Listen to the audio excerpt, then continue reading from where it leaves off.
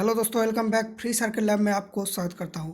दोस्तों, ये जो यूएसबी टेस्टर है या फिर ये जो वोल्ट और करंट मीटर टेस्टर है, ये दोनों 300 का मार्केट में मिलता है ऑनलाइन पे। ऑफलाइन का प्राइस पता नहीं है।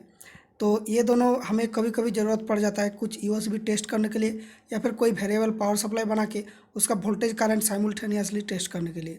साइमल्टेनियस मतलब कि एक साथ।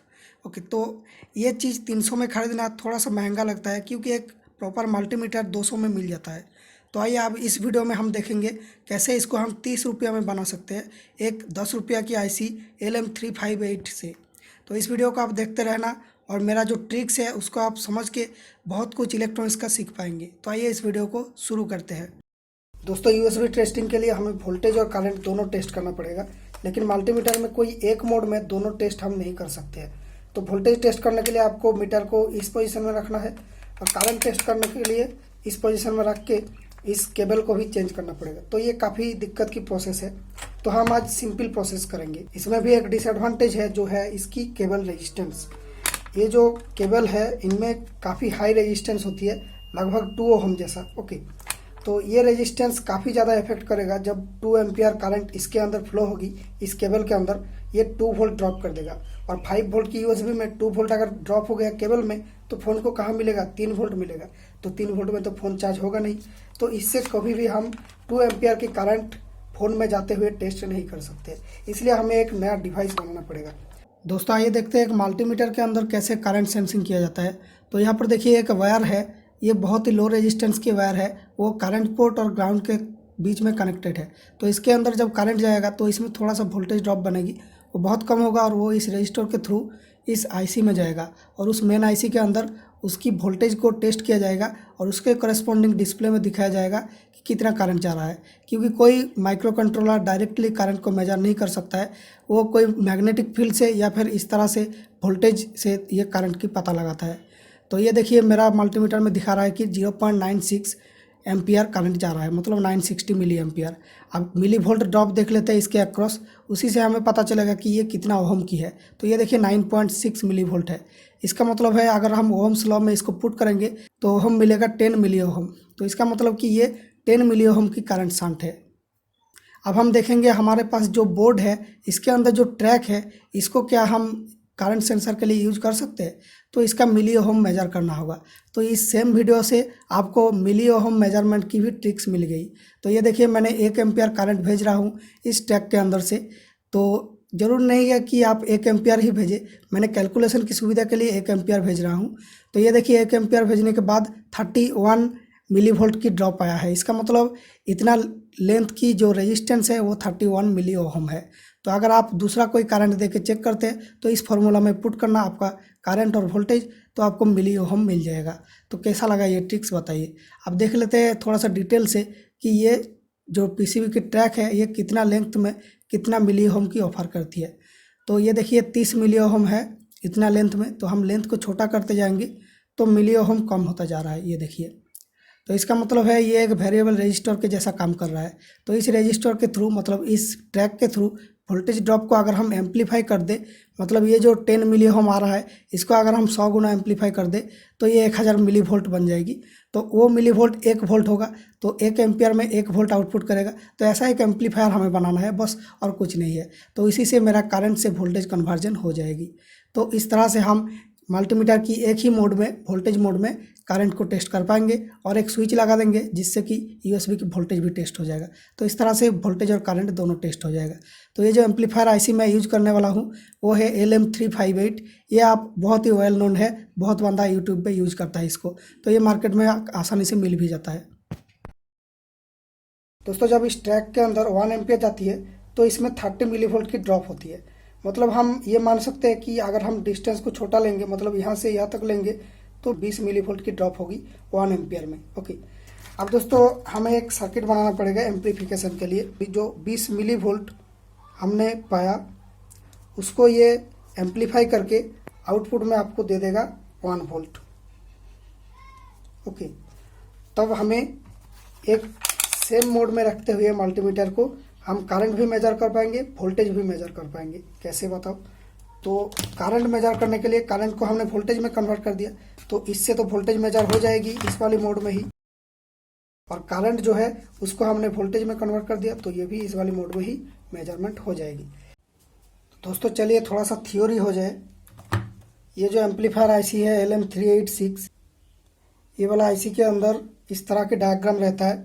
ओके, तो इसके अंदर 2 ऑप एम्प रहती है। ऑप एम्प का मतलब होता है ऑपरेशनल एम्पलीफायर। ये ऑपरेशनल एम्पलीफायर का मतलब ये है कि इसके मदद से हम कुछ मैथमेटिकल ऑपरेशन कर सकते हैं। ये सब ऑपरेशन हम कर सकते हैं इस वाली आईसी के मदद से। ओके, अगर आप इंजीनियरिंग में या फिजिक्स में पढ़ते हो तो ऑपरेशनल एम्पलीफायर के बारे में ज़रूर सुना होगा। और ये जो ऑडियो एम्पलीफायर हम ज़्यादातर यूज करते हैं, जो एनालॉग एम्पलीफायर होता है, वो एक्चुअल में ऑपरेशनल एम्पलीफायर होता है, और इसके साथ कुछ एडिशनल सर्किटरी, कैपेसिटर वगैरह यूज करके एक एम्पलीफायर सर्किट बनाया जाता है। लेकिन आज हम जो एम्पलीफायर बना रहे हैं ये कोई ऐसी एम्पलीफायर नहीं है, ये डीसी एम्पलीफायर है। ओके, तो यहाँ पे हमें 20 मिली वोल्ट मिल रहा है। जो 20 मिली वोल्ट इसमें ड्रॉप हो रहा है, इसमें 30 मिली वोल्ट ड्रॉप हो रहा है, लेकिन हम 20 मिली वोल्ट ले रहे हैं। ओके, तो 20 मिली वोल्ट लेने के लिए हम इसका थोड़ा सा लेंथ लेंगे, इतना तक हम मान सकते हैं, यहाँ से इतना। तो वो जो पीसीबी ट्रैक है वो ये वाला है डायग्राम में। फ्रेंड्स, इस सर्किट में जो एक ट्रायंगल जैसा दिख रहा है, ये इसके अंदर की कोई एक ऑप एम्प है। तो ये है ऑप एम्प 1, ये है ऑप एम्प 2। इस आईसी के अंदर 2 ऑप एम्प होता है, तो किसी एक को हम ले लेंगे। तो मान लीजिए हम एक को ही लेते हैं, तो इसका पिन नंबर बनेगी, ये बनेगी 3 नंबर की पिन, ये 2 नंबर की बनेगी, ये 1 नंबर पिन बन जाएगी। ओके, अब दोस्तों 2 रजिस्टर हमने लगाया, ये फीडबैक के लिए। फीडबैक का मतलब की है ये कितना गुना एम्पलीफाई करेगा इसको। ओके, तो ये 20 मिली वोल्ट मिल रहा है 1 एम्पियर के लिए। तो हमें अगर 1 एम्पियर के लिए हम इसमें 1 वोल्ट चाहते हैं, तो हमें एम्पलीफिकेशन की ज़रूरत है 50, क्योंकि 50 इंटू 20 मिली वोल्ट होता है 1000 मिली वोल्ट, जो है 1 वोल्ट की वैल्यू। ओके, अब दोस्तों इस सर्किट को हम कैसे कैलकुलेट करते हैं, जो इंजीनियरिंग का स्टूडेंट्स वो समझ पाएंगे कि ये जो एम्पलीफायर है इसका नाम है नॉन इन्वर्टिंग एम्पलीफायर। ओके, इसका गेन की फॉर्मूला होता है 1 प्लस RF/R1। 1 प्लस RF/R1 इतना तक होता है इसका गेन, मतलब कितना गुना एम्पलीफाई करेगा, इसको ए बोलते हैं। और VI को अगर आप मल्टीप्लाई कर देंगे तो आपको मिल जाएगा आउटपुट की वैल्यू VO की। ओके, तो ए का मतलब क्या होता है VO/VI। इसको आप इस तरफ लाएंगे तो ये चीज़ आपका बचा हुआ रहेगा। तो इसका मतलब कि हमें ये 50 को RF/RI प्लस 1 इस वैल्यू को 50 करना है। इसका मतलब RF/RI वैल्यू को हमें कितना करना है 49। ओके, तो RF/RI अगर 49 हुआ, उसके साथ एक ऐड करेंगे तो 50 बन जाएगी। इसका मतलब कि है ये जो रजिस्टर है इससे 49 गुना ज़्यादा होना चाहिए। तो दोस्तों ये 49 जो गेन है ये हमको मिलेगा, इसमें RF को 10K लगाना और RI को मतलब R1 को 220 ओम लगाना। तो इससे 10K बाई 220 होता है 45.45। ओके, अब दोस्तों इसमें से किसी एक को वेरिएबल बनाना है, क्योंकि अगर हमें ये एक्यूरेसी ठीक से नहीं मिल रहा है, मतलब कैलिब्रेशन ठीक से नहीं हुआ कि 1 एम्पियर जाने से 1.1 वोल्ट दिखा रहा है, तो उस 1 वोल्ट को कम करके 1.0 वोल्ट में लाना है, तो ही तो हमारा एक्यूरेट बनेगा ये। तो इसलिए किसी एक रजिस्टर को वेरिएबल बनाना होगा। 220 ओम के साथ एक 10K का वेरिएबल लगाना होगा। अब दोस्तों इसको चेंज करके हम इसकी गेन को बढ़ा सकते हैं। तो 45.45 से थोड़ा सा बढ़ा के 49 में जब आ जाएगा, मतलब इसमें 1 वोल्ट आ जाएगा 1 एम्पियर से, तब हम छोड़ देंगे उसको। अब दोस्तों काफ़ी बात हो गई इसके बारे में। अब हमें ये सोचना है कि यहाँ पे 2 वोल्ट बन रहा है, एक है 5 वोल्ट आउट और एक है करंट की कॉरस्पॉन्डिंग वोल्टेज। हमें एक तरीका बनाना पड़ेगा जिसके चलते हमने बहुत इजीली चेंज कर सकते हैं कि हमें इस 5 वोल्ट को मेजर करना है या फिर करंट की जो वोल्टेज है उसको मेजर करना है। तो इसलिए हम एक स्विच लगाएंगे इस तरह से, और यहाँ से हमने वोल्टेज को मल्टीमीटर में भेजेंगे, और ये जो माइनस है ये मल्टीमीटर में चला जाएगा। तो ये दोनों तार ही जाएगा मल्टीमीटर में। और इस स्विच को अगर आप दबा देते हैं तो ये 5 वोल्ट को मेजर करेगा, और जब स्विच छोड़ा रहेगा तो ये इस वोल्टेज को मेजर करेगा। तो आप बताएंगे कैसे भाई? तो देखिए यहाँ पर जो है 220 ओम जो रेजिस्टेंस है, इसके अंदर से ये जो वोल्टेज है ये हमेशा मल्टीमीटर को मिल रहा है। ओके, अब ये इसकी वोल्टेज को मेजर करेगा, और ये जो रेजिस्टेंस है ये कोई इफेक्ट नहीं डालेगा वोल्टेज में, क्योंकि जब वोल्ट मीटर की कॉन्फ़िगरेशन में मल्टीमीटर रहता है तो इस तार में बहुत ही लो करंट जाता है, वो माइक्रो एम्पियर में होता है। तो ये जो 220 ओम रेजिस्टेंस वो इतनी लो करंट में कोई वोल्टेज ड्रॉप नहीं करेगा, जितना वोल्टेज इसमें है उतना वोल्टेज इसमें भी आएगा। आप मेरे बात में एग्री हो या ना हो, आप टेस्ट करके देख लेना। एक रेजिस्टेंस 220 ओम दे के कोई वोल्टेज को चेक करना और केबल को डायरेक्टली चेक करना, दोनों में वैल्यू सेम आएगा। अब दोस्तों एक जो स्विच लगाया मैंने, इस स्विच को जब आप दबा देंगे तो ये कनेक्ट हो जाएगा यहाँ पे, और ये कनेक्ट हो जाने के बाद ये जो 5 वोल्ट है, ये इसके अंदर कोई रेजिस्टेंस नहीं है, मतलब ये डायरेक्ट मिल रहा है और ये रेजिस्टेंस से मिल रहा है, तो इसलिए इस पॉइंट की जो वोल्टेज है ये 5 वोल्ट हो जाएगा।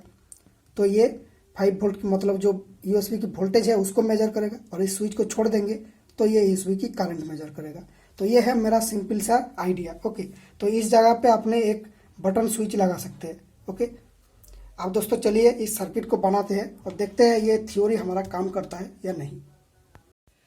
दोस्तों ये देखिए हमारा डिवाइस रेडी हो चुका है। इसका एक क्विक टेस्ट देख लेते हैं, उसके बाद में हम बताएंगे कौन सी कंपोनेंट कहाँ लगा हुआ है, किसका काम क्या है।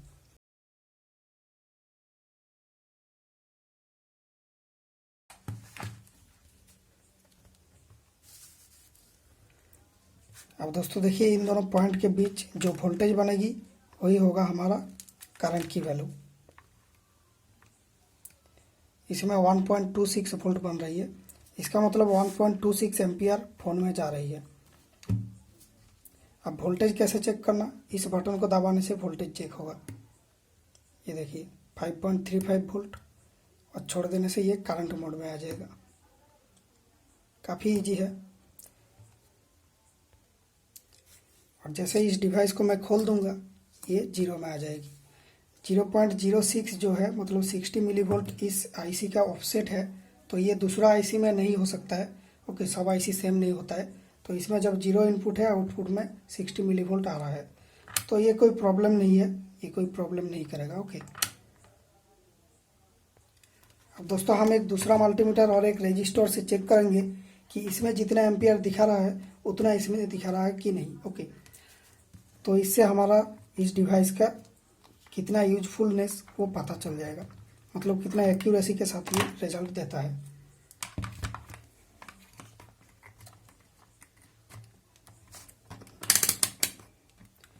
तो ये डिवाइस करंट मोड में है और ये मेरा इस डिवाइस के साथ कनेक्टेड है। अब देखते हैं कुछ करंट भेज के, ये इसमें 2 एम्पियर जा रहा है और इसमें दिखा रहा है 1.77, मतलब इसमें कैलिब्रेशन की गलती है। अब हम कैलिब्रेशन कर लेंगे इसको। तो कैलिब्रेशन करने के लिए कोई स्क्रू ड्राइवर लेके इसकी जो पॉट है इसको घुमाना पड़ेगा थोड़ा थोड़ा सा। ये देखिए बढ़ रहा है। अब लगभग ठीक हो चुका है। ओके, 0.01 की गलती है तो उसको भी हम ठीक कर पाएंगे, लेकिन बहुत प्रिसाइजली आपको हाथ को घुमाना पड़ेगा। ठीक है, रहने देते हैं, 0.01 की डिफरेंस है जो भी है। अब हम एक टेस्ट कर लेते हैं दूसरा करंट देख। तो ये था 2.2 ओम की रेजिस्टेंस, अब हम देंगे 5 ओम, तो कितना करंट जाता है।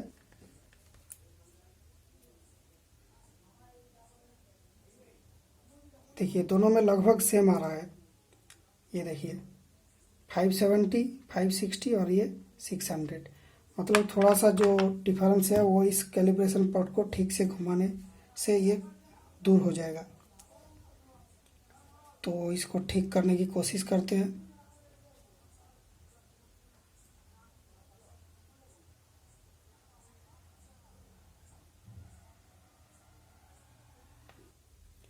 ये देखिए लगभग ठीक हो चुका है। अब देखते हैं।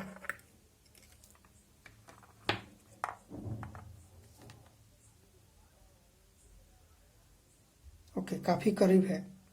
इसका मतलब ये है कि ये डिवाइस काफ़ी अच्छे से काम कर रहा है। ओके, इसको दबाएंगे तो वोल्टेज दिखने लगेगा 5.24 वोल्ट। अब दोस्तों हम एक लास्ट टेस्ट करेंगे, एक पावर बैंक से टेस्ट करेंगे। ये पावर बैंक फास्ट चार्ज की कैपेबल है, मतलब जो हाई वोल्टेज फास्ट चार्ज होता है 9 वोल्ट 12 वोल्ट ये दे पाता है ये पावर बैंक रेडमी का। ओके, अब इसमें मैं मेरा जिस फ़ोन से रिकॉर्ड हो रहा है इस फ़ोन में भी फास्ट चार्जिंग 18 वाट का फीचर सपोर्टेड है, तो इसको मैं इसके थ्रू लगाऊंगा इस फ़ोन को।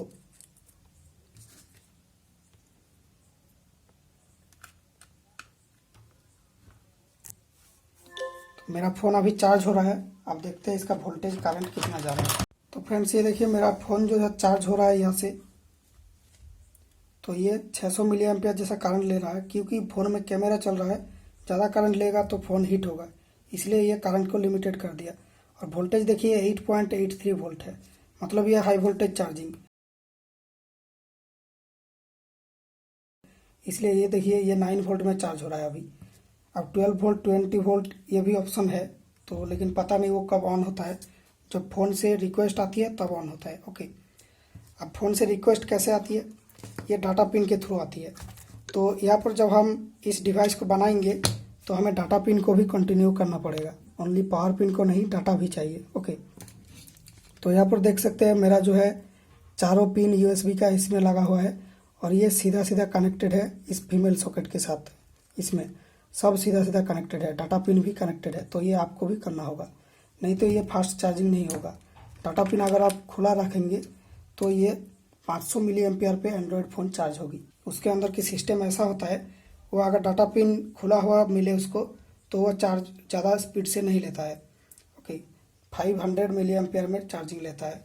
अब दोस्तों देखते हैं इसमें कौन कौन सी चीज़ क्या है। यहाँ पर जो ऑप एम्प है ये मेरा आईसी है LM358 ये वाला। अब यहाँ पर जो RF फीडबैक रेजिस्टेंस 10 के वो ये वाला है, यहाँ पर 10 के लगा हुआ। और ये जो R1 है 220 वो इसके नीचे लगा हुआ है, ये माइनस और इस पॉइंट के बीच लगा हुआ है। ओके, ये आईसी के साथ, और आईसी को पॉजिटिव वोल्टेज मिल रहा है यहाँ से, इस लाइन के थ्रू, इस जंपर के थ्रू ये पॉजिटिव में कनेक्टेड है। ओके, और दोस्तों जैसा डायग्राम मैंने दिखाया, ये जो 220 ओम जो रजिस्टर था इसको मैंने चेंज करके 1 किलो ओम लगा दिया। यहाँ पे 1 किलो ओम में भी काफ़ी अच्छे से काम कर रहा है, नो प्रॉब्लम। अब दोस्तों ये जो पॉट है ये मैंने यहाँ पे लगा दिया, मतलब इसके साथ सीरीज में 10 के पॉट प्लस 10 के फिक्स्ड रेजिस्टेंस दोनों सीरीज में है। ये पॉट और ये फिक्स्ड रेजिस्टेंस दोनों सीरीज में है। यहाँ पे लगाता तो भी चलता, लेकिन मैं यहाँ पे लगा के देखा कि काफ़ी अच्छे से एडजस्ट हो रही है, तो इसलिए हम डायग्राम को थोड़ा सा चेंज कर देते हैं, इसमें लगा देते हैं। अब दोस्तों ये जो करंट शंट है ये हमारा कहाँ पर है, तो इस यूएसबी का जो है ये नेगेटिव लाइन है। अब ये नेगेटिव लाइन आ रहा है यहाँ तक, मैंने सोल्डरिंग करके इसको काफ़ी हैवी बना दिया, मतलब इसमें रेजिस्टेंस बहुत कम है। तो ये जो मिली ओम की रेजिस्टेंस ये शुरू होता है यहाँ से और ये ख़त्म होता है यहाँ पे, मतलब ये जो जितना पोर्शन है इसी पोर्शन के बीच 20 मिली वोल्ट की ड्रॉप हो रही है 1 एम्पियर में। ओके, अब वो ड्रॉप यहाँ से जाके इस सोल्डरिंग में जंप होके इसमें सेंस हो रहा है। अब ये आईसी की पिन में आ रहा है। ओके, आईसी की ये 3 नंबर की पिन में आ रहा है, ये है 1 नंबर की पिन, 2 3 4 और ये 5 6 7 8। अब दोस्तों आपको एक चीज़ और बताता हूँ, ये जो यूएसबी की प्लास्टिक इस तरफ अगर ऊपर है तो दूसरी तरफ ये नीचे होना चाहिए, तभी ये सीधा सीधा पैरेलल कनेक्शन बनेगी। नहीं तो अगर ये उल्टा बना देंगे तो ये इस तरफ क्रॉस कनेक्शन बन जाएगी, तब आपको काफ़ी मुश्किल होगा कनेक्शन करना।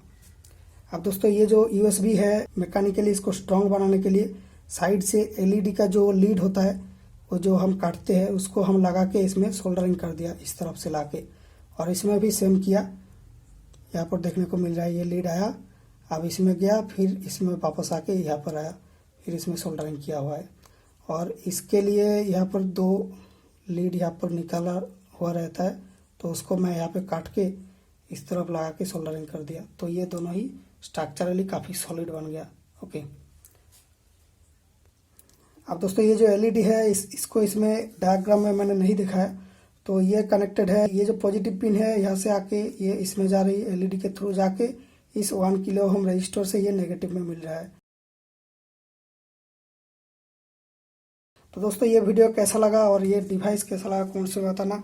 तो अगर आपके पास थोड़ा सा दिमाग है तो हर चीज़ आपको खरीदना नहीं है, कुछ चीज़ में आपका पैसा बच जाएगा अगर थोड़ा सा दिमाग खर्च करेंगे। तो इस तरह की इनोवेटिव वीडियोस देखने के लिए हमारे चैनल को आप सब्सक्राइब कर सकते हैं। Thank you for watching, see you in my next video with a fresh and new idea.